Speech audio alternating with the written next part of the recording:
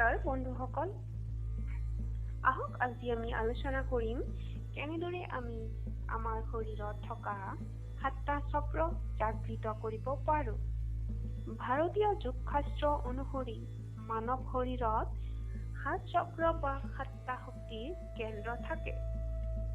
আহক আমি আজি আপোনাৰ আগত আলোচনা কৰোঁ যে আমি কেনেদৰে শুই থকা চক্ৰবোৰ জাগৃত কৰিবলৈ সহজ আৰু সৰল উপায়বোৰ অৱলম্বন কৰিব পাৰোঁ আৰু ইয়াৰ পৰা আমাৰ কি বাৰু লাভ হয়। প্ৰথমতে হৈছে আধাৰ চক্ৰ, মূলাধাৰ চক্ৰটো জাগৃত কৰিবৰ বাবে মূলাধাৰ চক্ৰৰ ঠাইখিনিত ধ্যান লগাব লাগে আৰু ল মন্ত্ৰৰ জপ কৰিব লাগে। ইয়াৰ বাহিৰেও জীৱনত ভাল কৰ্মবোৰৰ ওপৰত ধ্যান দিব লাগে। প্ৰতিদিন ব্যায়াম আৰু যোগ কৰিব লাগে। ইয়াক জাগৃত কৰা লোকসকলৰ ভিতৰত ধীৰতা, নিৰ্ভীকতা আৰু আনন্দৰ ভাৱ জাগৃত হয়। দ্বিতীয়তে হ'ল স্বাধিষ্ঠান চক্ৰ।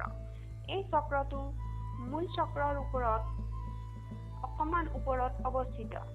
এই চক্ৰটো যদি জাগৃত কৰিব পৰা যায় তেতিয়া ক্ৰূৰতা, গৰ্ব, এলেহুৱা, অবিশ্বাস, অৱজ্ঞা আদি দুৰ্গুণবোৰৰ নাশ হয়। এই চক্ৰটো জাগৃত কৰিবৰ বাবে বজ্ৰাসন কৰি বহি লৈ দুয়োখন হাতৰ তৰ্জনী আঙুলি আৰু বুঢ়া আঙুলিৰ আগভাগত স্পৰ্শ কৰি এটা গোলাকাৰ কৰি ল'ব লাগে আৰু চক্ৰত ধ্যান লগাব লাগে। ধ্যান লগোৱাৰ সময়ত ওম মন্ত্ৰৰ জপ কৰিব লাগে। তৃতীয়তে হ'ল মণিপুৰ চক্ৰ। নাভিৰ পৰা 2 ইঞ্চিৰ ওপৰত এই চক্ৰটো অৱস্থিত। এই চক্ৰটোৰ ওপৰত ধ্যান লগাবৰ বাবে বজ্ৰাসনত বহি দুয়োখন হাত জোৰ কৰি নাভিৰ ওপৰত নমস্কাৰ কৰি ল'ব লাগে আৰু মনৰ ভিতৰত ৰ মন্ত্ৰৰ জপ কৰি চক্ৰৰ ওপৰত ধ্যান কৰিব লাগে। চতুৰ্থতে হ'ল অনাহত চক্ৰ। এই চক্ৰটো হৃদয়ৰ মাজত অৱস্থিত। হৃদয়ৰ মাজত থকা চক্ৰটোৰ বাবে মানুহৰ কলা সৃষ্টিৰ গুণবোৰ উৎপন্ন হয়। এনে লোকসকলে সদায় কিবা নতুন কলা কুশলৰ কামবোৰ কৰিবৰ বাবে যত্ন কৰে।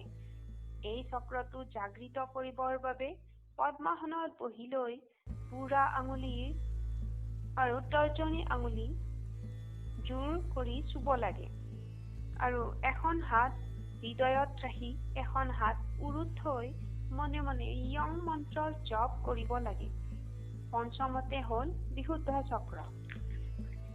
এই চক্ৰটো কণ্ঠত অৱস্থিত। এই চক্ৰটো জাগৃত কৰিব পাৰিলে 16 কলা গ্ৰহণ কৰিব পৰা শক্তি উৎপন্ন হয়। এই চক্ৰটো জাগৃত কৰিব পাৰিলে ভোক, পিয়াহ, বতৰৰ প্ৰভাৱ আদি বহুত কমকৈ পৰে।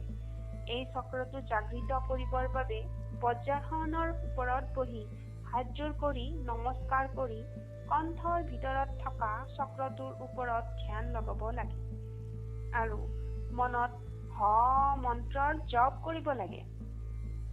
ষষ্ঠমতে হ'ল আজ্ঞা চক্ৰ। দুয়োটা ভ্ৰুৰ মাজত কপালৰ ঠিক সোঁমাজত অৱস্থিত এই চক্ৰটোক আজ্ঞা চক্ৰ বুলি কোৱা হয়। ইয়াক বৃহৎ শক্তিৰ কেন্দ্ৰ বুলি কোৱা হয়। এই চক্ৰটো জাগৃত কৰিবৰ বাবে ধ্যান আৰু অভ্যাসৰ প্ৰয়োজন।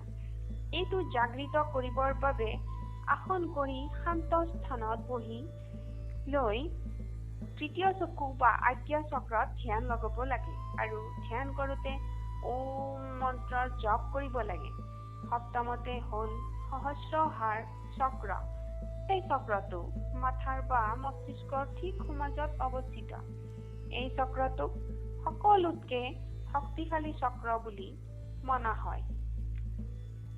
এই চক্ৰটো জাগৃত কৰা লোকসকলৰ সংসাৰৰ প্ৰতি বা সংসাৰৰ সকলো বস্তুৰ প্ৰতি লোভ নোহোৱা হয়।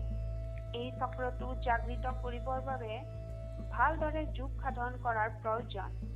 এই সকলোবোৰ যোগ সাধন কৰিবৰ বাবে এজন ভাল অভিজ্ঞ নিৰীক্ষকৰ প্ৰয়োজন। ফ্ৰেণ্ডছ, আজিৰ ভিডিঅ'টো ইমানেই। যদি আমাৰ ভিডিঅ'টো ভাল লাগিছে লাইক আৰু ছাবস্ক্ৰাইব কৰিব।